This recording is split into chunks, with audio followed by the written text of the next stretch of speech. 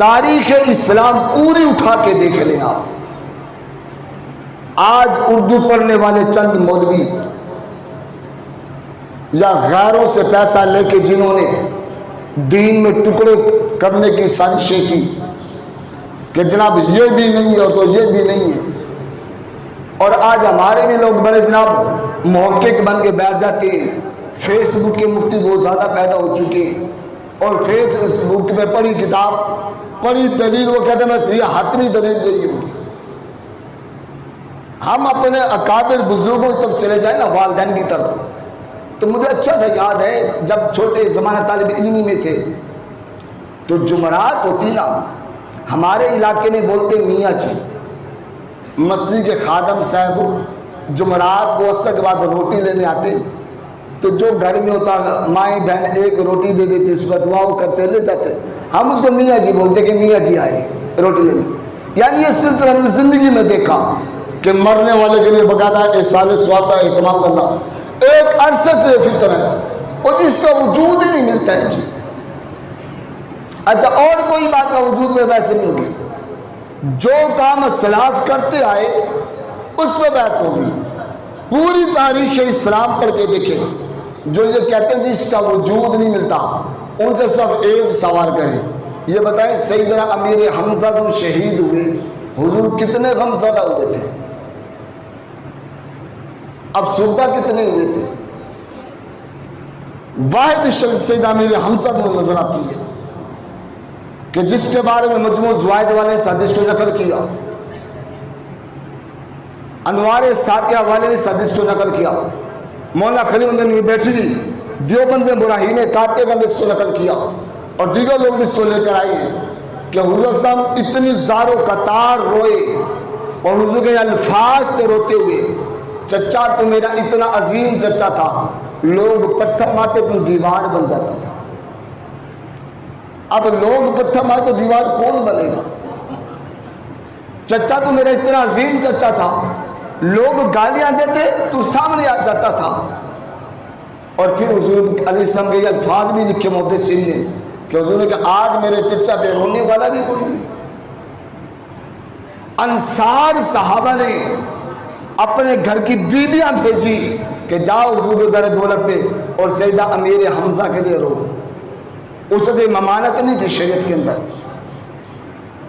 اور نبی کریم علیہ السلام نے جو عمل کیا پھر، اب مجمع زوائد اٹھا کے دیکھیں، سب کتابوں میں ملے گیا متینوں میں کہ حضور نے عمل کیا دبایا. تیسرا دن آیا حضور کے چچا کو شہید ہوئے، یعنی 18 شوال المکرم کا دن آیا.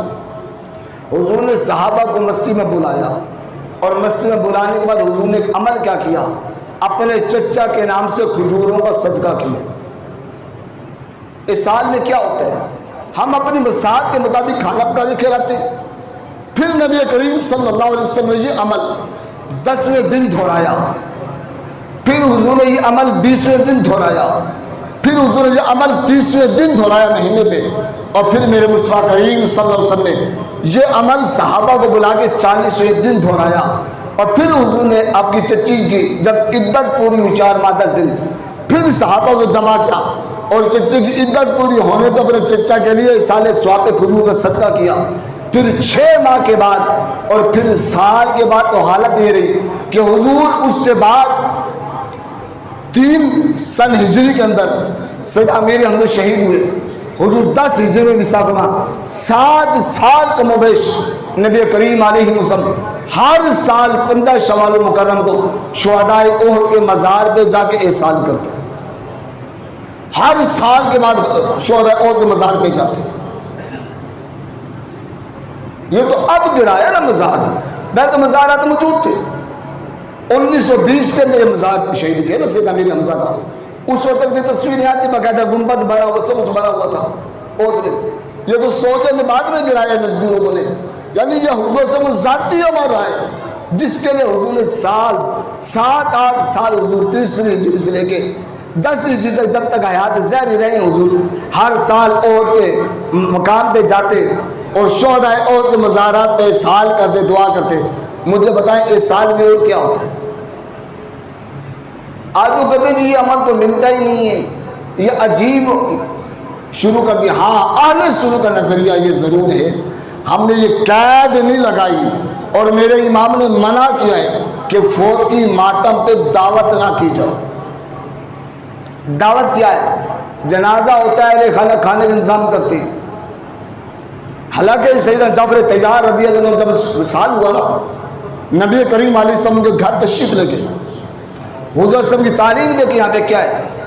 ہم گاؤں میں یہ عمل دیکھا میں نے, شہر میں الامان الحفیظ کہتے ہیں شہر میں ترقی بڑی ہو گئی ہے, میں تو اللہ ایسی ترقی سے بچائے جو دین سے مٹا دے.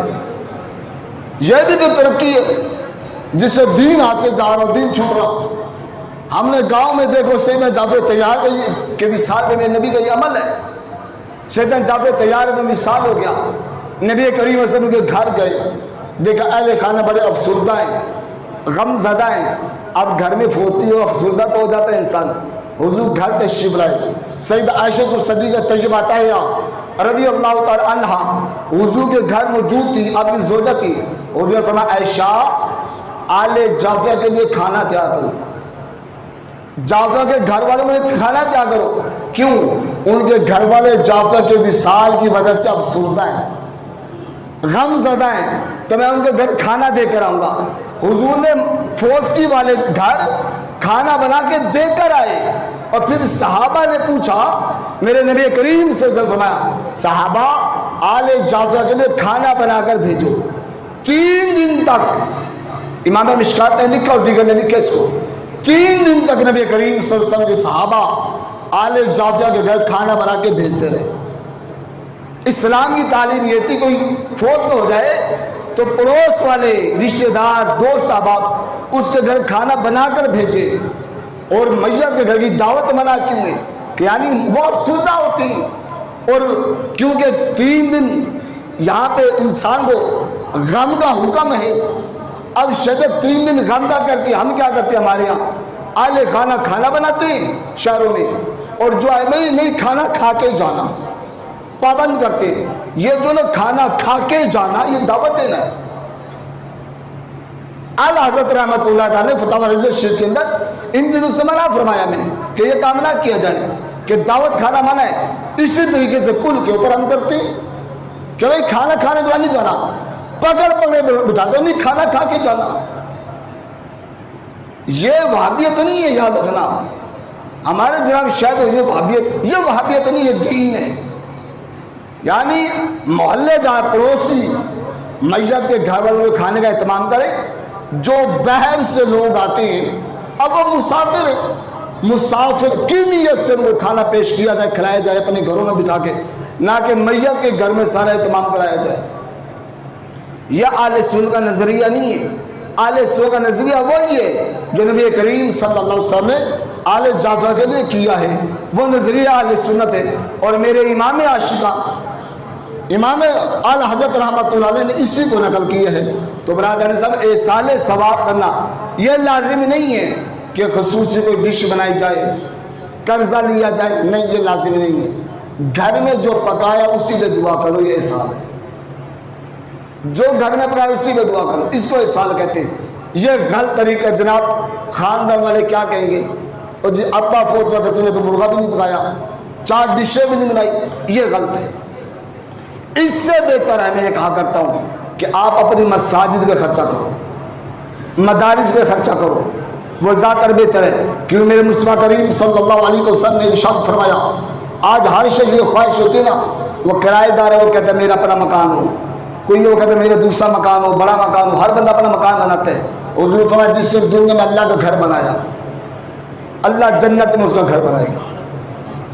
اب کیا کرے جناب, وہ پیسہ جو اس پہ خرچ کرنا ہے سال کے لیے, ضرورت کے تحت تھوڑا سا کھانا بنا لے مہمانوں کے لیے, میں منع نہیں کرتا. بقایا پیسہ جہاں مساجد تعمیر ہو رہی ہے اہل سنت میں وہاں لگا دے, مساجد میں جس کی ضرورت ہے وہ لا کے دے دے, مدارس میں جس کی ضرورت ہے وہ لا کے دے دے, ان پہ لگا کے دے. آپ دنیا میں اللہ کا گھر بنائیں گے, اللہ جنت میں آپ کا گھر بنائے گا. یہ اصل نظریہ اہل سنت ہے. نظریہ اہل سنت یہ نہیں کہ قرضہ لو اور یہ کرو, یہ نظریہ نہیں اہل سنت کا. اہل سنت کا نظریہ وہ یہ جو اعلیٰ حضرت رحمۃ اللہ تعالی نے نقل کیا.